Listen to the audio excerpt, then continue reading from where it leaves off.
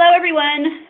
Thank you for attending this fourth online meeting of the Alliance's 2017 Rapid Rehousing for Youth Learning Community. I'm Mindy Mitchell, Youth Homelessness Program and Policy Analyst here at the National Alliance to End Homelessness, and I'm joined today by my colleague Jared Thompson, who is one of our awesome program associates here at the Alliance. So we'll just go ahead and get started with a couple housekeeping tips about this webinar platform. All participants will be in listen-only mode. So you'll be muted except for speakers and panelists during the presentation. But at any time during the webinar, you can enter questions for speakers into the question box on the right of your screen. And Jared will be gathering your questions, and our panelists will be answering as many of those as they can at the end of all the presentations. Additionally, this webinar and the slides will be made available after the broadcast. Today, of course, we're going to learn more about something that we've been getting a ton of questions about from members of the learning community, and that's the new Transitional Housing Rapid Rehousing Joint Component that was announced in the most recent COC NOFA. So this wasn't something we originally had planned for the learning community, but since there's been so much interest from youth folks since the release of the NOFA, we thought we'd use this month's online meeting to do a deeper dive. So first, we're going to hear from another of my colleagues, Christy Schulenberg, who is a Senior Technical Assistance Specialist at the Alliance's Center for Capacity Building. Christy will provide us with an overview of the joint component, including some insights into how it should be implemented and the kinds of analyses that continuums of care should be making to determine if the joint component is something that would be helpful for ending youth homelessness in their communities. You'll then be hearing from some great folks in LA to give us an idea about how those considerations might play out in an actual community. First up from Team LA will be Will Lehman, Senior Policy Analyst with the LA Homeless Services Authority, which is LHSA.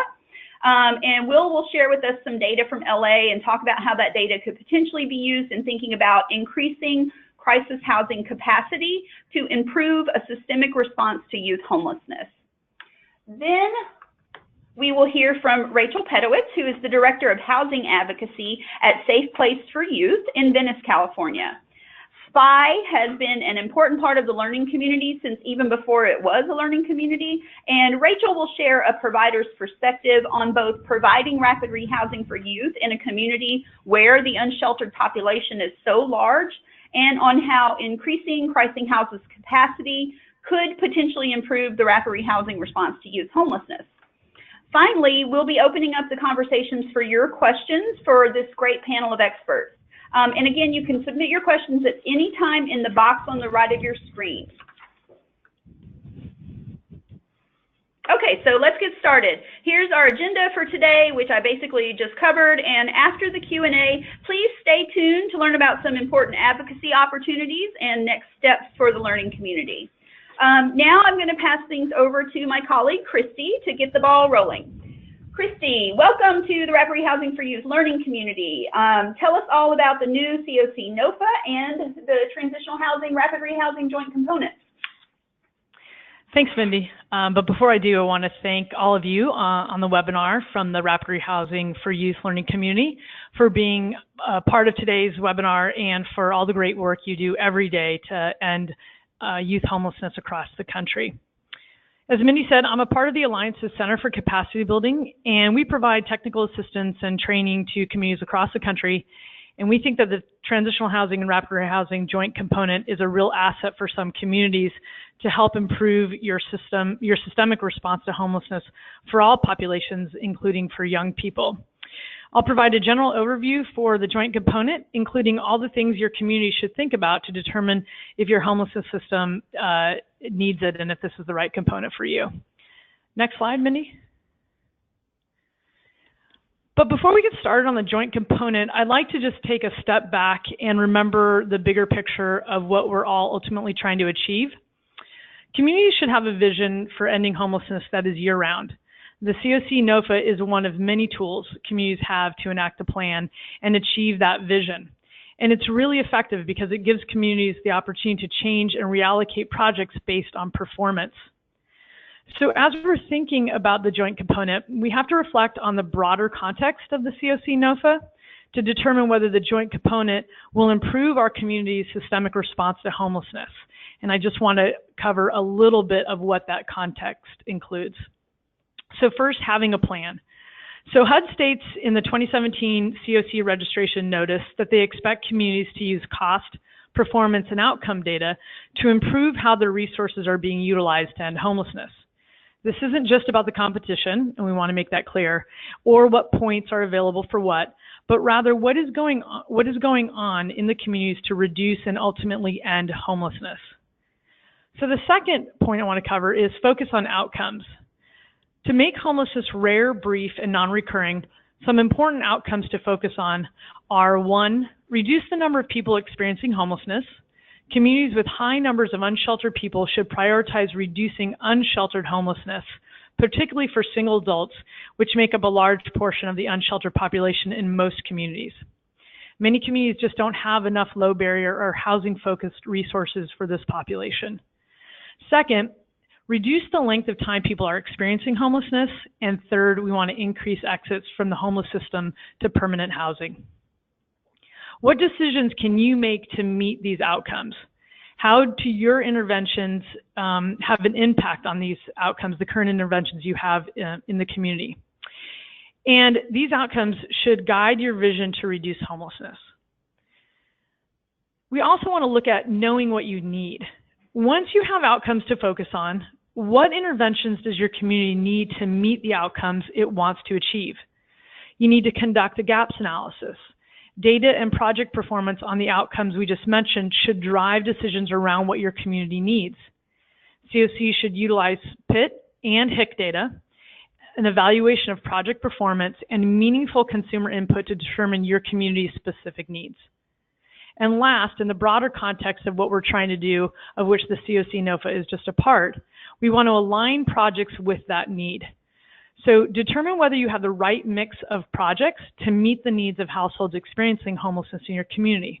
Look at both the supply of projects that you have and the demand on those projects from people experiencing homelessness who need help in your community. Next slide, Mindy.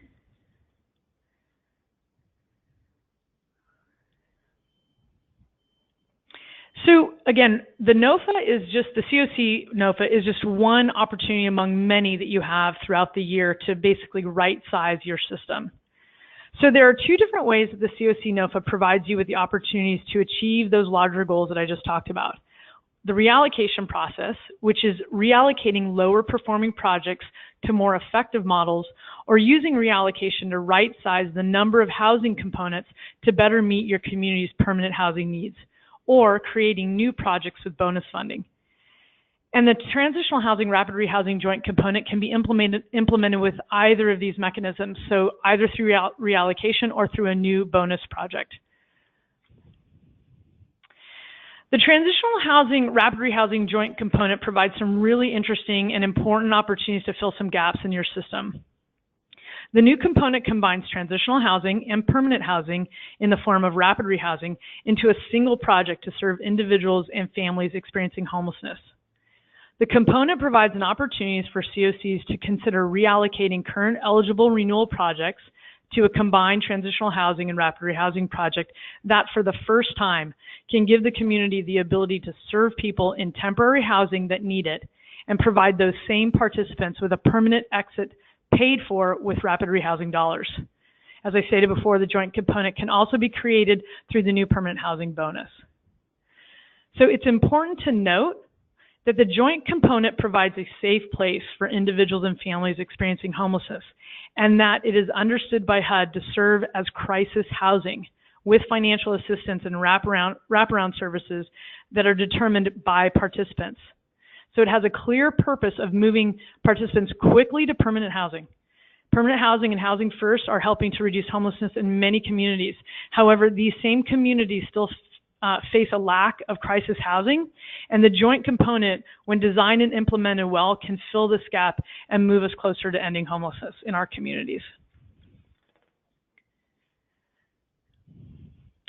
So at a minimum, the transitional housing rapid rehousing joint component should, one, use a housing first approach, one that embodies client-driven services which are focused on moving people quickly to permanent housing. The joint component cannot require participants to participate in treatment services in order to receive assistance. It should have low barriers to entry. It should incorporate client choice when assisting with permanent housing identification, and should allow participants to choose when they are ready to exit the crisis housing portion of the project and move into permanent housing. Again, at a minimum, the joint component should provide and/or connect participants to resources that help improve their safety, well-being, and achieve their goals. Provider staff should be well-versed and up to speed on the myriad of other agencies, organizations, opportunities, community members, etc., that can assist participants in meeting those goals. It should target and prioritize people experiencing homelessness who are the most vulnerable and have the highest barriers to access and maintain permanent housing. For communities with large unsheltered populations and those experiencing chronic homelessness, outreach is key to ensuring that the joint component is serving those who need it most. And the joint component should ensure that stays in the crisis housing portion of the project are brief and, again, are without preconditions, and that participants move quickly to permanent housing.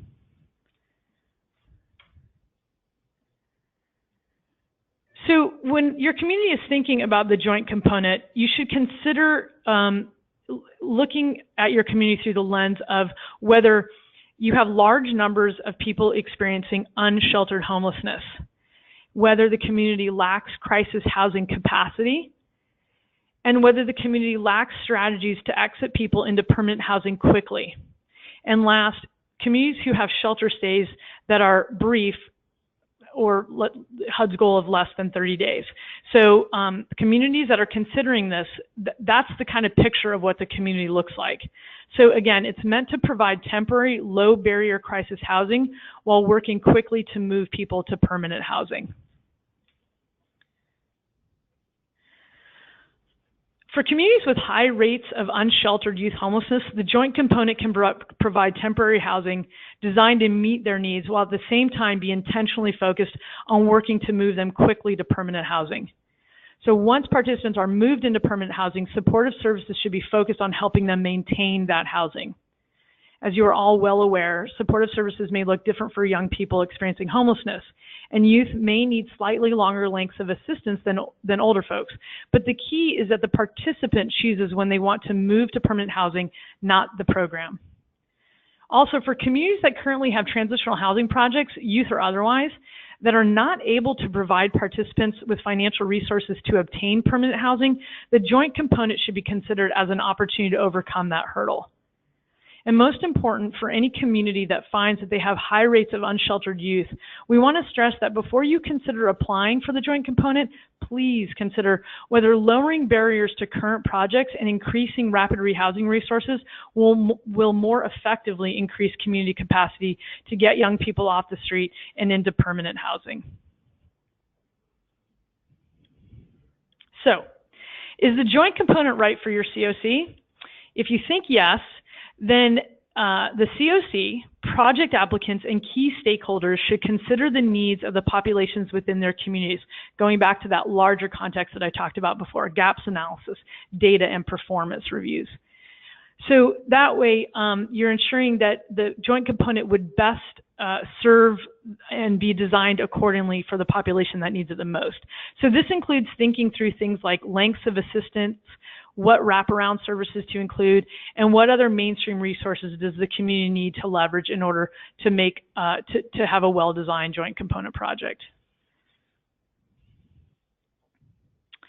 So in conclusion of this part of the webinar, I just want to say that COCs and applicants who apply for the joint component need to develop performance benchmarks, and these benchmarks should help to improve the entire COC system's performance.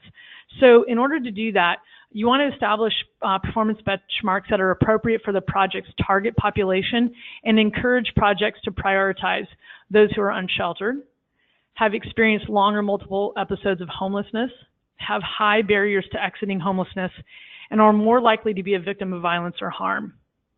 So when you're establishing those benchmarks, COCs and project applicants should ask themselves, how quickly will participants move into permanent housing? How well will the project accommodate people with a variety of needs, for example, housing configuration, service needs, pets, personal belongings?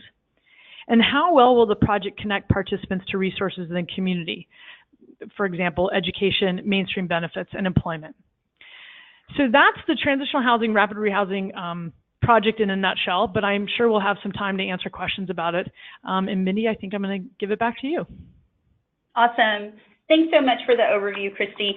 We are already getting some great questions from all of you for Christy, and we'll save those till after the next presentations when all of the panelists will rejoin for the Q&A, so stay tuned for that.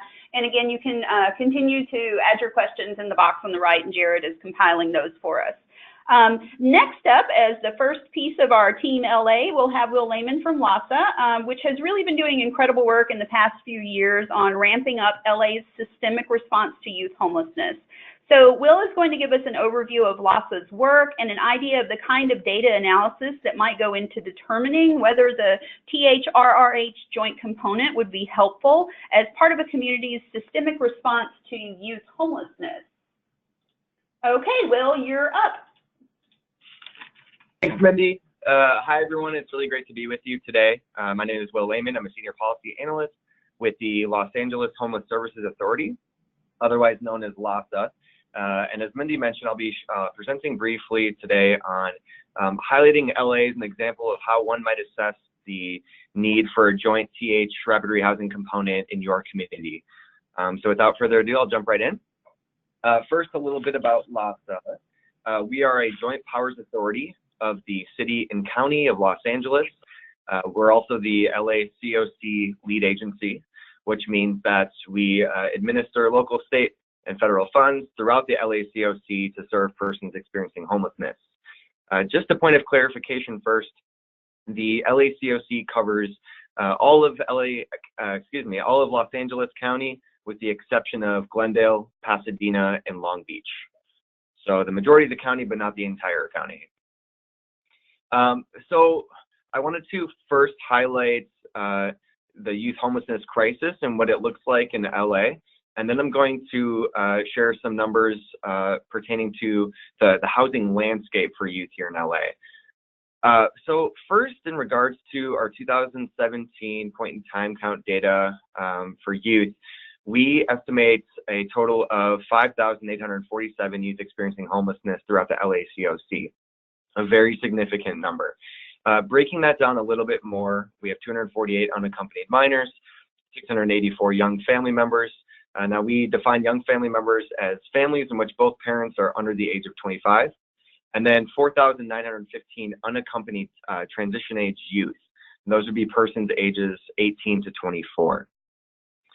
Delving into the unaccompanied TAY population here in LA, we estimate that 81% or nearly 4,000 are unsheltered, a very, very high prevalence, especially in comparison to national prevalences of unsheltered homelessness among youth. In 2016, PIT counts, 47% of TAY were unsheltered. Even comparing to all persons experiencing homelessness in LA, 75% of all persons are unsheltered in LA. So the prevalence of unsheltered homelessness is even higher among transition age youth. So just to kind of bridge this back to one of the conditions that was mentioned earlier, when assessing the need for joint TH rapid rehousing, one indicator is a high number of unsheltered youth. So certainly these data suggest that LA meets this first condition. So now jumping into the housing landscape for youth here in LA, you can kind of see the makeup of beds and slots for youth throughout the LACOC, 230 beds in emergency shelter, 625 transitional housing beds, which is about 50% of all youth beds. For PSH, we have 300 approximately, and for rapid rehousing, we have approximately 100 slots.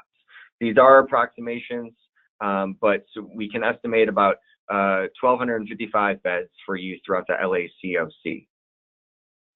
So now when we compare our PIT data to our HIC data, there are approximately 855 youth-specific crisis housing beds for youth versus nearly 4,000 unsheltered TAY. So needless to say, there's a significant need for additional crisis housing for youth.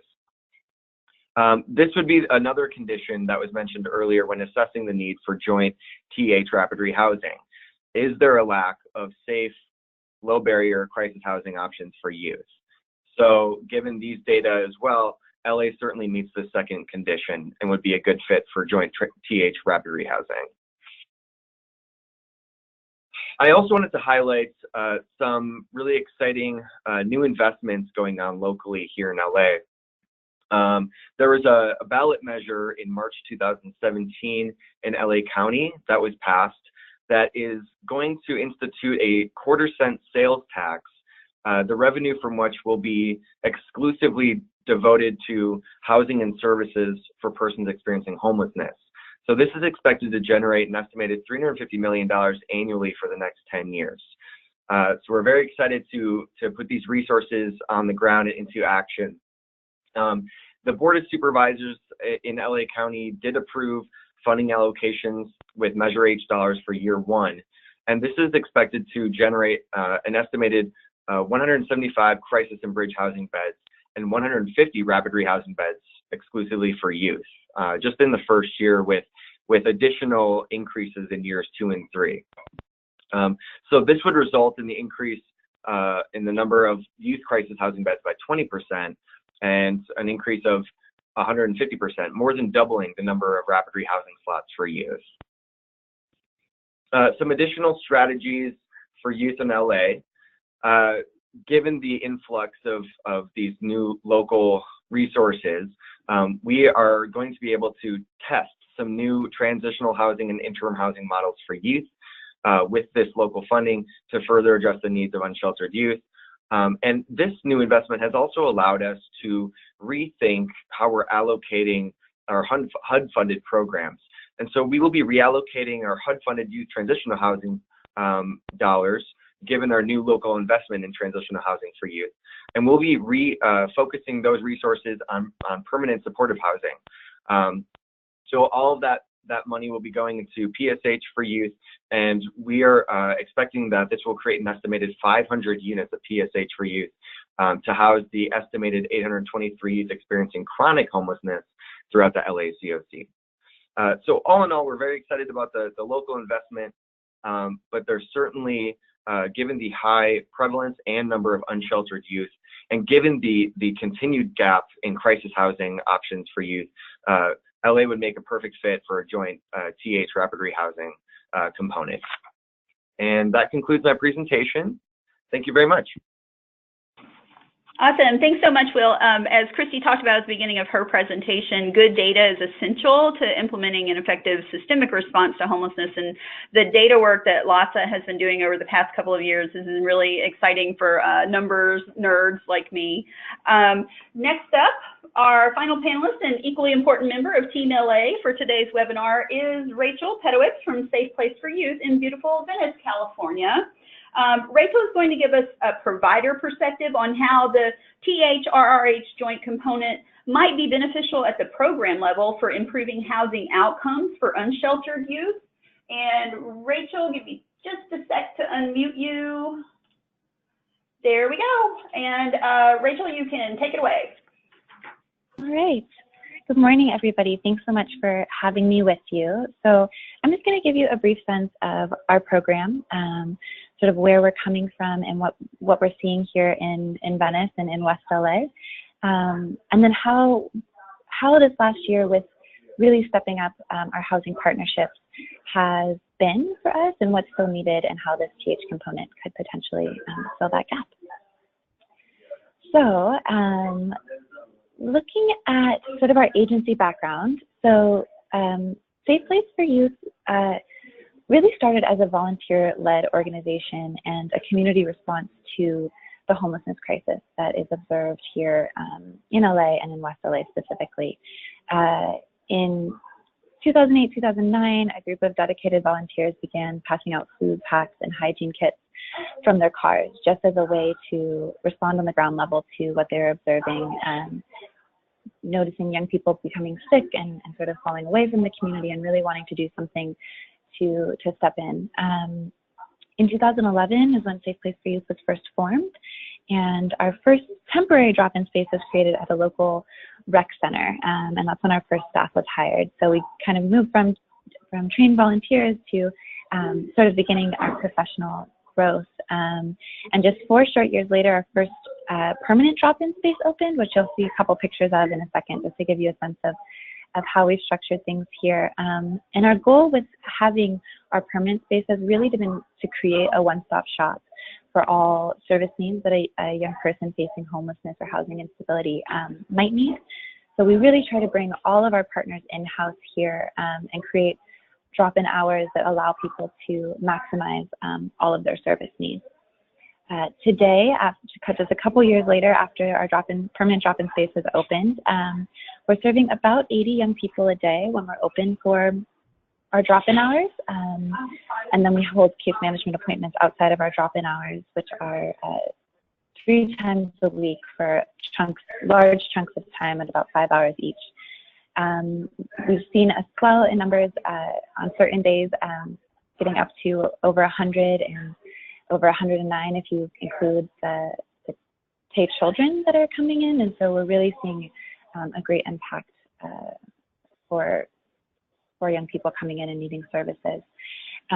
We're 15 staff strong now, and we still really rely heavily on our volunteers to keep our doors open and to deliver services.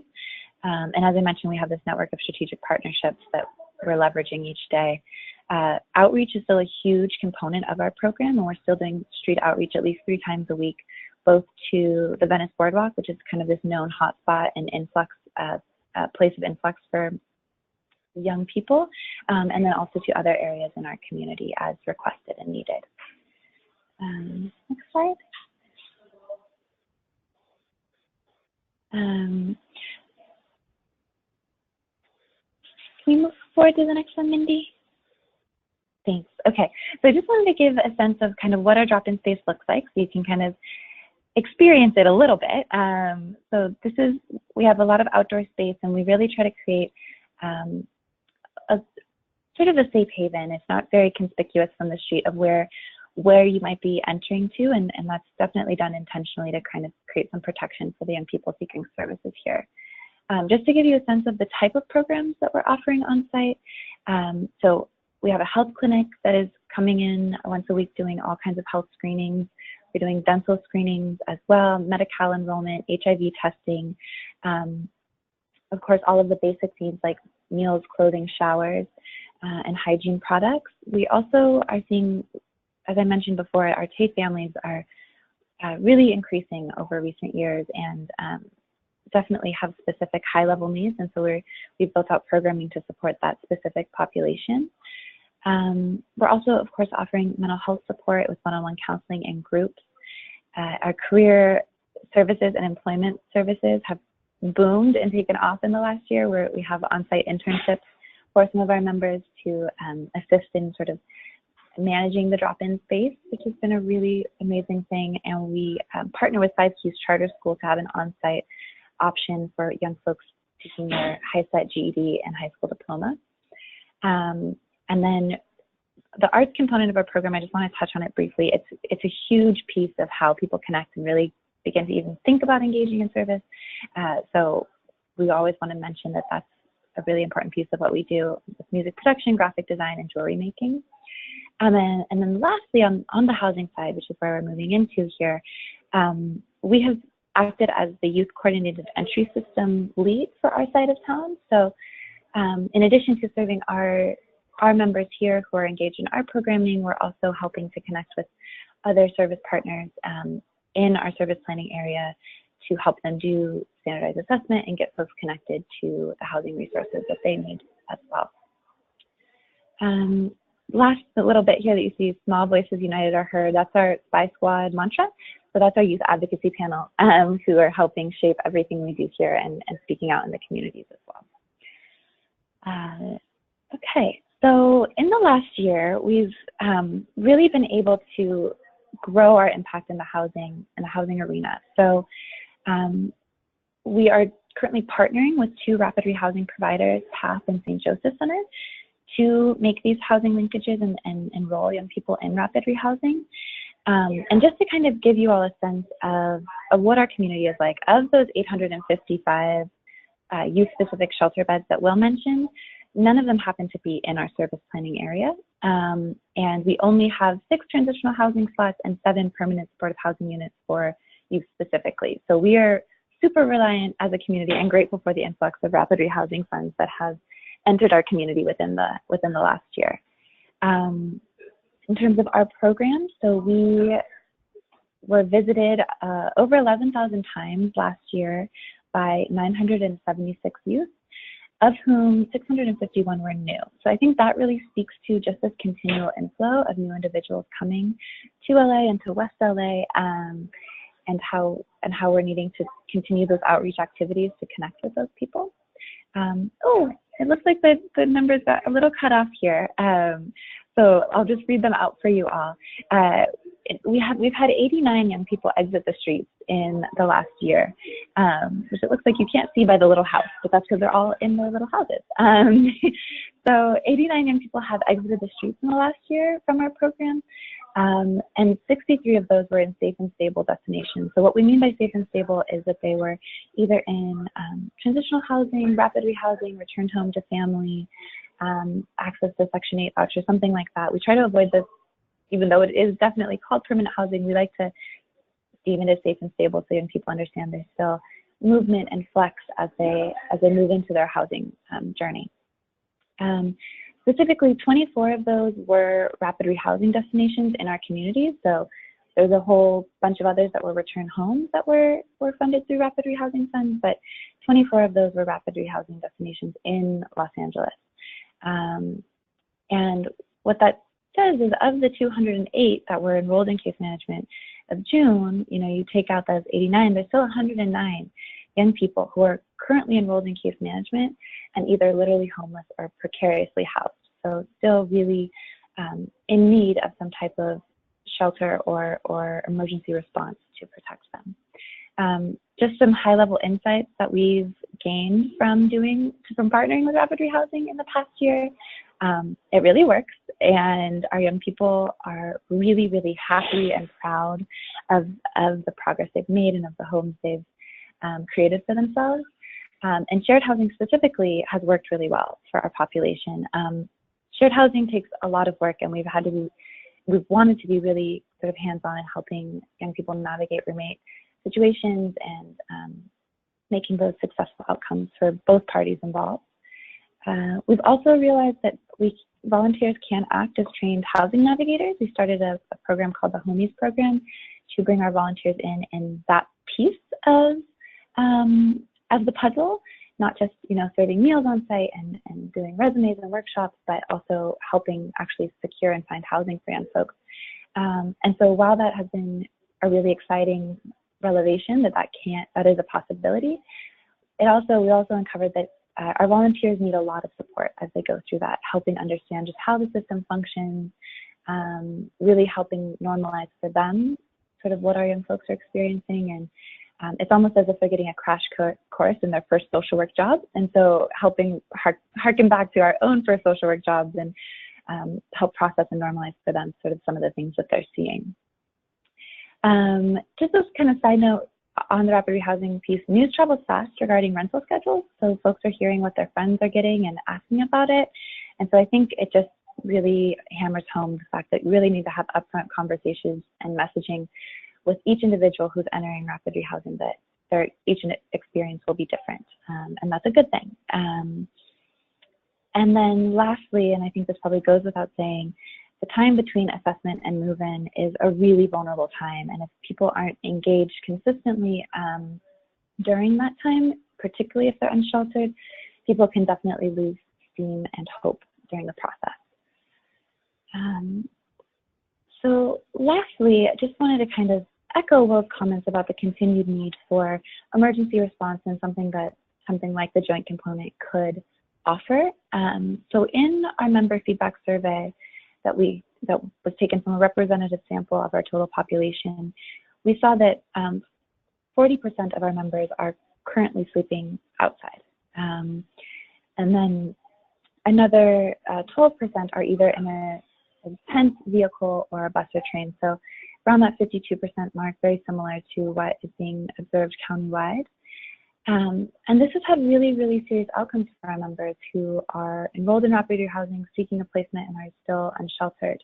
We've had young people have to forgo employment opportunities or get fired from employment opportunities that they had previously held because the process of the housing search while being unsheltered became too burdensome to manage. We've had young people facing legal issues and health issues as a result of their unsheltered status. And, you know, while we know that these outcomes are very serious and impactful for anyone, I think when we couple that with what's going to be expected of someone as soon as they enter a rapid rehousing unit, it really can impact their long-term housing stability. It's not even necessarily just about the experience they're having now, but also how that sets them up for when they're entering into their eventual housing placement.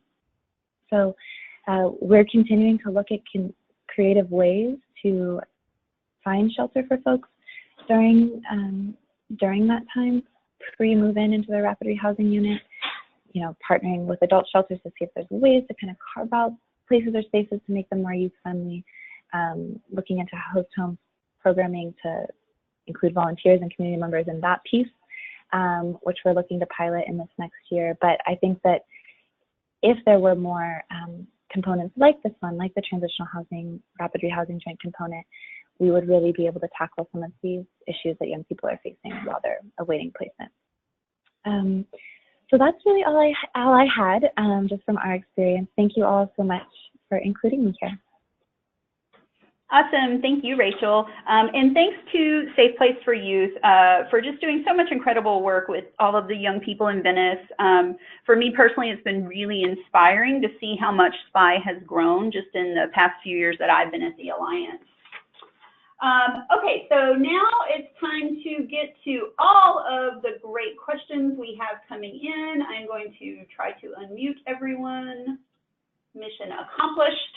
And Jared has been compiling these questions, and we'll get to as many as we can. Those we don't get to, we'll be able to follow up in newsletters or emails.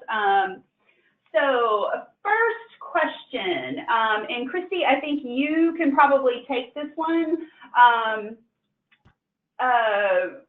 So this model is we keep calling it crisis housing, the TH part of it, but nobody's calling it shelter. How is this crisis housing different from shelter? Say a little bit about that, and then maybe how people get referred into it for purposes of coordinated entry. Right, sure. So, so I think it's just to be as clear and concise as possible, HUD is not going to call the crisis portion of the joint component, which is transitional housing in this case, they're not going to call it emergency shelter, but that is what it is. So this is crisis housing. This is no different than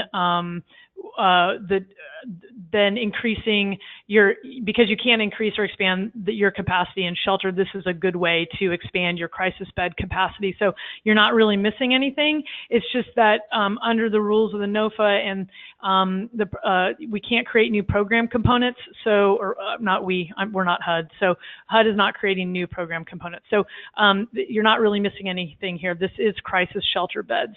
So the way it works though is transitional housing, rapid rehousing joint component will have to be integrated with coordinated entry. So no matter the population that the project is going to serve, people coming in will come in via coordinated entry. Both components. So one of the things I also want to make clear that I don't know that I made clear early on is the joint component has to offer both of the crisis response portion, so the transitional housing portion, and the rapid rehousing portion. It has to be able to operate both components of those projects. It does not mean that the participant in the project has to do both. you may have someone who comes in and only takes advantage of the rapid rehousing component part of the project, or maybe needs the crisis component project and then goes into rapid rehousing. So, but if they're coming into the crisis component part, you now have the ability of the rapid rehousing dollars to get them out of that transitional housing component part. So, referred through coordinated entry, you have to offer both. Client choice to participate in both, don't have to participate in both. So I hope I made that clear. Yes, thank you so much, Christy. Let's see. I think, so Will, this might be a good one for you. It's LA specific. So where are the crisis beds right now coming from, like being funded from? And is it more from, as you're talking about ramping up, is it going to be newly built programs? Are you converting current programs? How did you all think about making those kinds of decisions? So, I mean, I think this is important in the context of thinking about the joint component too. The same kinds of analyses that you all did for the new funding that you have coming in locally, and thinking about that from a systems perspective about how to fund crisis beds. Did that make sense? Yeah, absolutely. So to address the first part of the question, a chunk of our transitional housing dollars were actually from HUD, but we also had a chunk coming from other sources as well. And with the influx of local resources, we're really focusing on using the flexible local funding to bolster and kind of be our core funding for youth transitional housing moving forward. That was a strategic decision based on the flexibility of funds. We had more flexibility using local funds to fund transitional housing. And then as I mentioned earlier in my presentation, using that money to reallocate it towards PSH for youth in terms of how we're using HUD resources for young people. Does that answer the question, or is there a second part of the question that I'm missing? No, I think that's it. And then maybe also the questioner was talking about just thinking about the analysis that would be done from the systems level about, do you build brand new spaces? Do you convert current spaces? Christy, you might also have some contribution here just in the larger context of thinking about transitional housing projects that have been converted and have buildings. So Will, on your end, just when you're thinking about ramping up crisis capacity, how much of that analysis is new projects, new buildings, or converting things that you have? Sure, yeah. You know, the short answer is that it is a mix and really depends on, you know, the competitive procurement process and what kind of projects, you know, are proposed in the community. But yeah, it's a mix of conversions of new programs, expanding current programs. So yeah, I can't really give a detailed response at this point, especially because a significant chunk of the local resources for year one have not been allocated as of yet. Okay, great.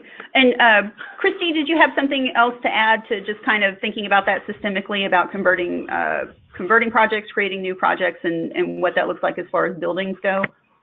Mm-hmm. Well, I think the NOFA, if I recall correctly, allows for acquisition, modification, and new construction in order to, I think, deal with that.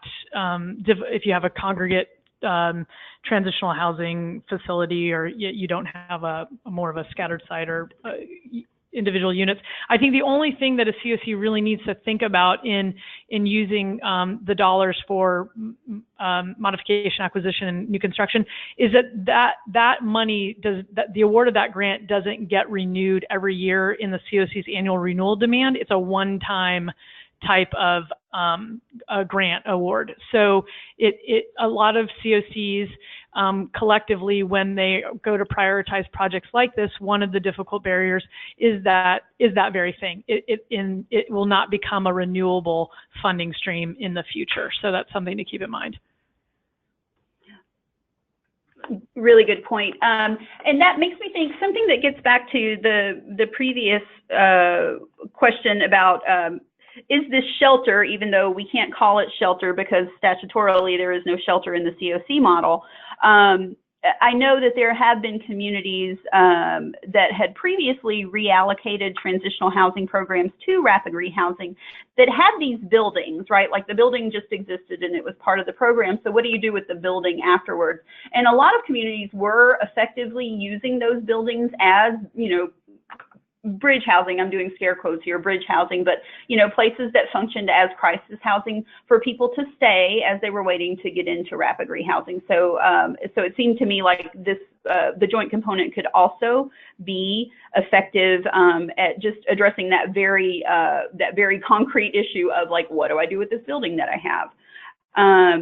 Rachel, do you want to say something briefly? I know I had a conversation with you about specifically about buildings, and do you want to just share the story about the potential donor that you had? Sure. So it was an opportunity that unfortunately kind of came and went, but I discussed it with Mindy maybe like last fall. Someone had been interested in potentially donating a building, and we really just didn't know exactly, you know, how we could utilize it, what the opportunities were. And now in hindsight, it really could have been set up really nicely for a component like this, where it is about moving people, you know, in quickly and out quickly into rapid rehousing. And so there is sort of that flow, because the concern with a building like that is that then people get stuck there, and there's no ability to sort of fund it long term, or move people out, or really afford the maintenance on it, et cetera. And I think that's probably part of the challenge with our crisis shelter system in general now. So I think if that opportunity were to arise again, I think we could maybe start to think about utilizing funds such as these to convert or to reimagine a building. Hopefully one falls in our lap again soon. So for all the building owners out there, this is a good thing to use those buildings for. Thanks, Rachel. Let's see. We also had a lot of questions about just around the whole low barrier, housing first, voluntary services, young people who may be actively using substances. And I think each of you from your different perspectives can probably comment on what that looks like.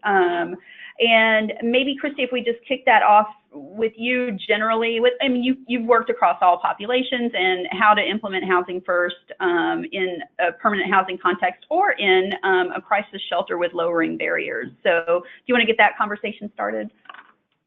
Yes, I think from the National Alliance's perspective, a best practice in terms of low barrier is to review the rules of your policies and procedures, rules or expectations of your project participants in a way that really looks at, does this rule address safety and or health reasons? If it's not created for that, then we would recommend getting rid of it. So that would include no income requirements, no drug testing, no breathalyzing, no curfews, no anything that is going to keep those folks who are going to have the hardest time getting in. We would say best practice is that we've seen effective and have shown data and improved performance, that all the things that we anticipate bad to happen don't normally happen, and that those situations are dealt more on a one-to-one, and really looking at behaviors versus just explicit reasons that you would exit somebody out of a project. So I know that's really tough for folks to hear and try to vision in their minds, but when we say low barrier, we are saying unless the rule exists to provide some sort of safety and or health reason, we would really encourage people to think about why the rule exists and think about getting rid of it. Great, thanks, Christy. Rachel, one of the reasons why I kind of fell in love with SPY from the very beginning, even before you all were doing housing, you were very much committed to housing first and harm reduction in all of your interactions and work that you did with young people. So now that you all have moved into also providing housing along with pretty intensive case management, can you share with us just some of the insights about really purposefully implementing a low barrier housing first harm reduction approach with young people? Sure. I mean, I think that it all kind of stems from the approach from day one.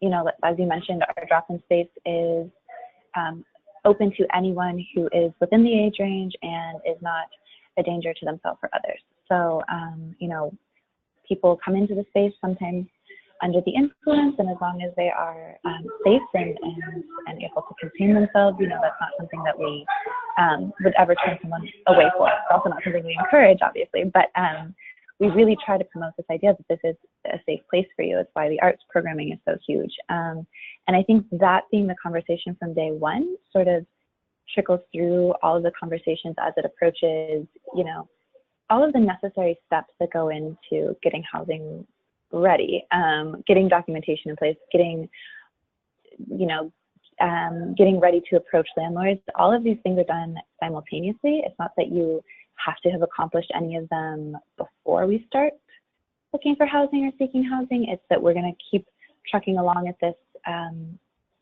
all side by side.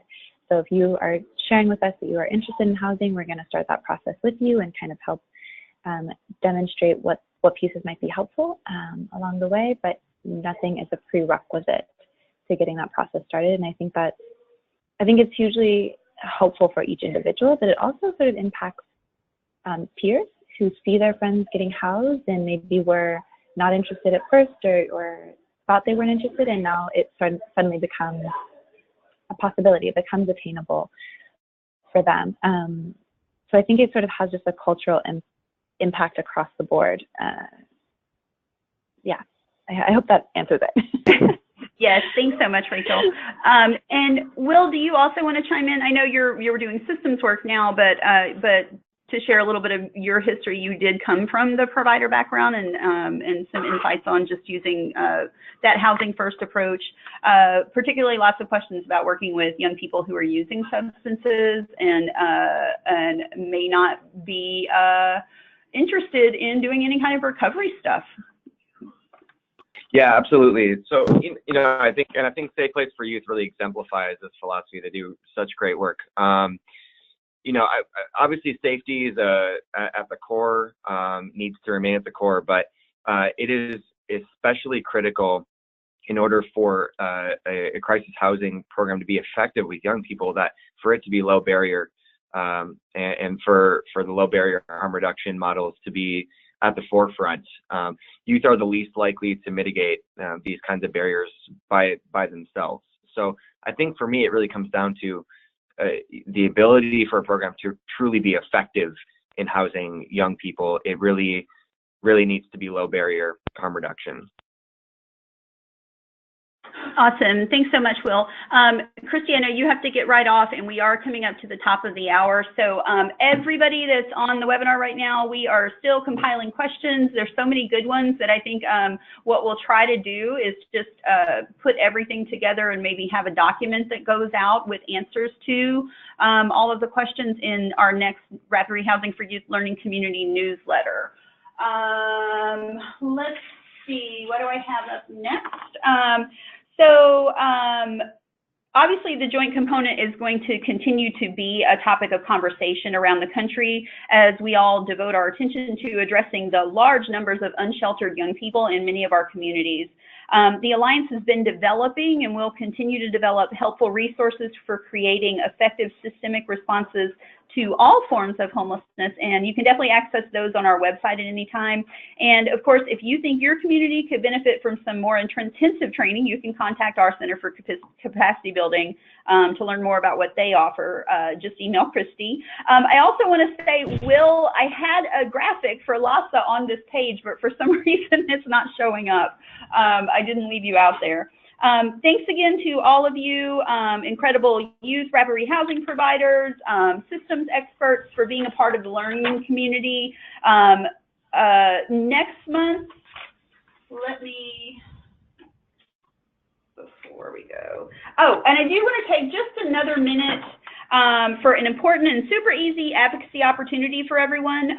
When Congress returns to DC next month, the House will be voting on a spending bill that would slash funding for important affordable housing programs. And that will, of course, lead to an increase in people, including young people, becoming homeless. So you can join the awesome Twitter storm that's led by our partners at the National Low-Income Housing Coalition and the Clean Budget Coalition, which is a project of the Coalition for Sensible Safeguards, tomorrow, 2 p.m., and you'll be telling Congress to reject those proposed cuts, to fully fund affordable housing, and to reject any attempts to roll back federal fair housing efforts. The web address is on the screen right now. Jared has also posted the link in the chat box. If you or your organization tweets, then please join in the Twitter storm tomorrow. It only takes a couple of clicks and can be a really impactful way to let Congress know that they must make affordable housing a priority. Finally, mark your calendars for the next meeting of the learning community, which will be on September 28th, 2 p.m. Eastern. And be on the lookout next week for the learning community newsletter, which will have a link to this webinar recording and answers to your questions that we weren't able to get to, and other helpful resources for improving rapid rehousing for youth in your communities and programs. Thanks, everybody.